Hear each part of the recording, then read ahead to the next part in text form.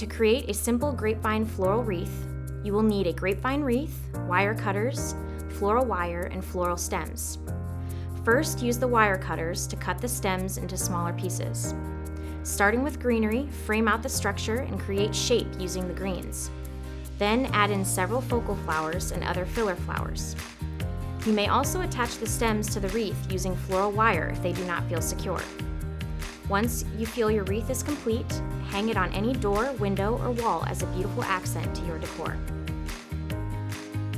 To create a wreath using a wire base, you will need a wire wreath, wire cutters, floral wire, and floral stems. Use wire cutters to cut stems into smaller pieces. Begin creating small bundles of stems and wrap floral wire around the base of the stems to hold them together.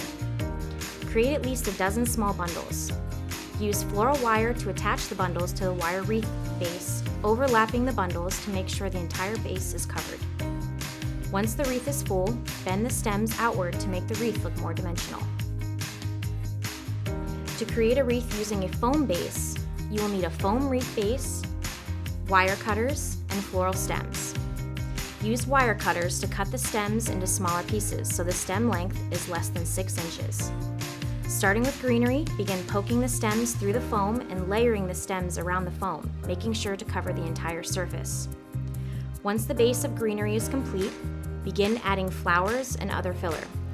Hang your completed wreath on your front door or somewhere special in your home.